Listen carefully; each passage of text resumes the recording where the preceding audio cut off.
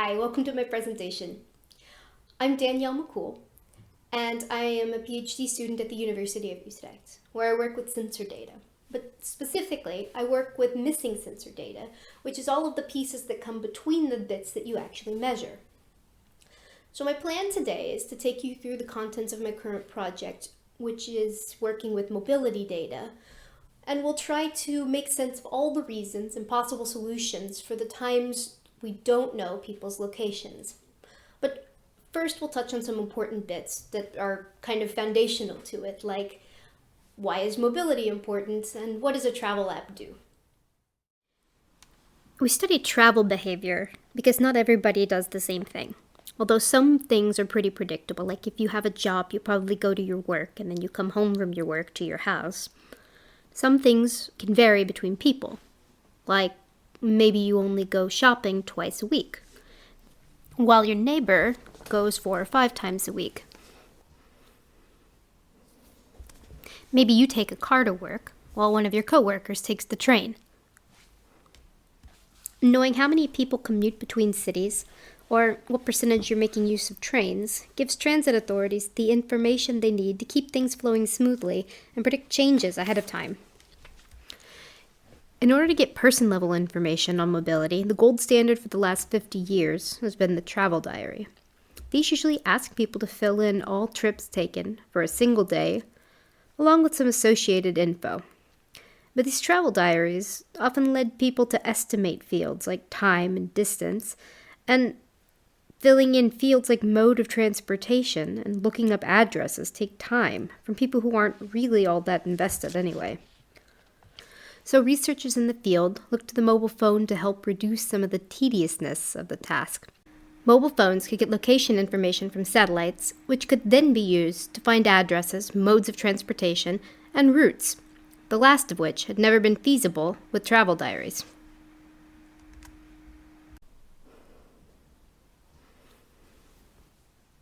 Let's go back to the route between home and work.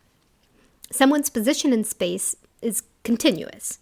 So when we travel somewhere, each position we occupy has a set of coordinates that identify it. But when we measure someone's travel behavior, we're limited to a set of discrete points at which we sample the underlying behavior. If the points are close together in time and in distance, then we don't lose much information if we assume the path between them is linear. On the other hand, the further away the points are, the more potential there is for data loss. We call the density of this location information the sparsity. When sparsity is low, our estimations are likely to be good. But if our sparsity is high, we may underestimate distance traveled if we fill in the gaps linearly. So all location data we collect is sparse to different degrees. The Tabby app asks for someone's location once per second when moving and once per 3 minutes while still. This would be a pretty low level of sparsity if the data collected matched up with the rates. But the reality of data collection is that it always provides you something unexpected. There are a number of factors that influence our ability to capture someone's location. Let's start with some related to someone's locational circumstance. Remember that it's not the phone itself telling you its location, but an interaction between the navigational satellites and the device. If the signals can't get passed between them, we can't get a location. This happens in tunnels and with underpasses, but the signal can also be blocked by buildings, both the one you're in and any potential buildings that are tall enough to block overhead line of sight. That's an urban canyon. Sometimes the data aren't collected for reasons related to the device. Maybe the battery runs out. Although in practice we found that rarely to be the case. This shows the average battery life for the users of our app. And as you see, although it does decrease over time, it rarely makes it all the way down to 0. Often the device itself just kills the app, and you're left waiting for the user to manually open the app again before you start receiving location updates. And sometimes the device's operating system will enter doze mode, or hibernation, and restrict communication with the navigation satellites. Lastly, there's always the chance that the user turns off the phone, closes the app, or turns off GPS ability. Some users install the app and never enable location permissions. In those cases, we have a location sparsity of 1. Whether the sparsity impacts our estimate of distance or not is largely a factor of whether the person was engaging in travel behavior at the time. Think about a person at home whose phone is receiving the same coordinates every 3 minutes.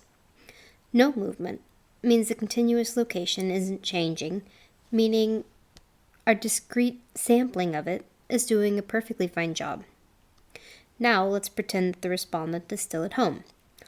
Only now they turn off their phone for a few hours.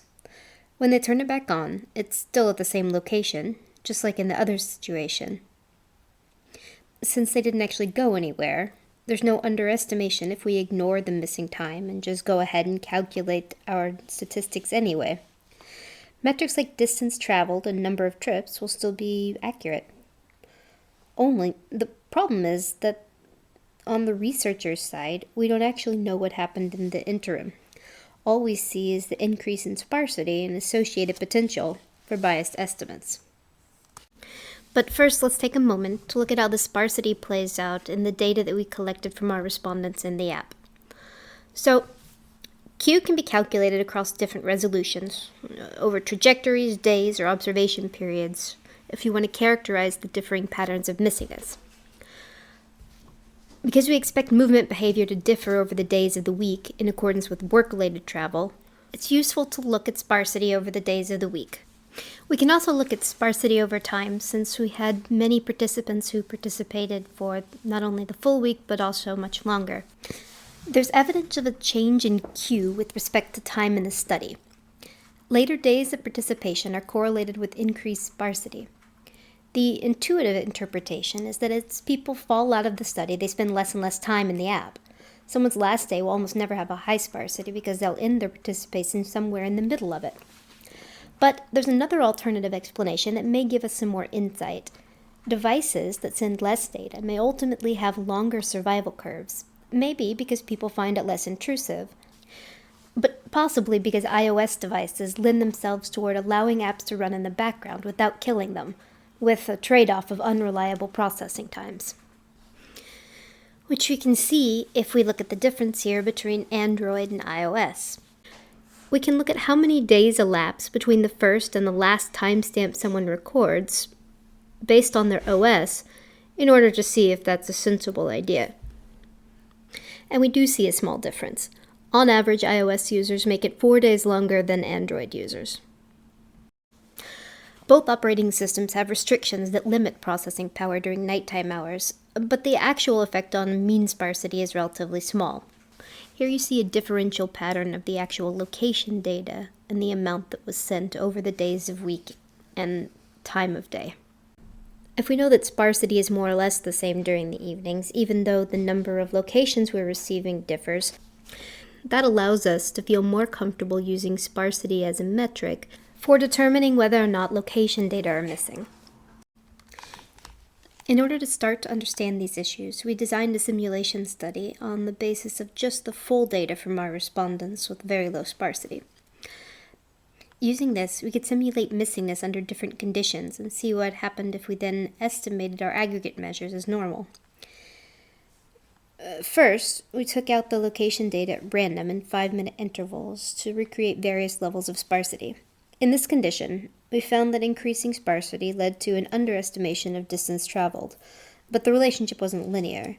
In fact, mild to moderate sparsity didn't decrease distance estimation much, which makes sense. This is like cutting off corners when points are further away. You still get some distance, just not all. Next, we varied the time period in which the data would be missing. Missingness at night or during the workday could be caused by hibernation of the phone or turning it off for bedtime, both of which would imply that the device wasn't currently in motion. Preliminary analyses are not yet available, but seem to confirm our suspicions. Increased missingness in the evening has very little impact on estimation of distance. Finally, we can start to imagine what we might be able to do with the big gaps in people's data. Obviously, if we miss a week for someone, or even a day, the most obvious way to handle that is just by imputing the aggregate measures for that time period. But suppose someone misses a gap of a number of hours. It should be possible to impute some characteristics about that time period. If we find people that are similar to the respondent with the missing data, and we can match other characteristics of the missingness itself, like the length or the time of day, or even the place where it started, then we can do a better job of improving our estimates. In the best case scenario, we might even find that we have sufficient evidence in someone's routine behaviors to allow for one day to completely predict the next. This is such an example from my own data, in which I made the same trips to the same places repeatedly.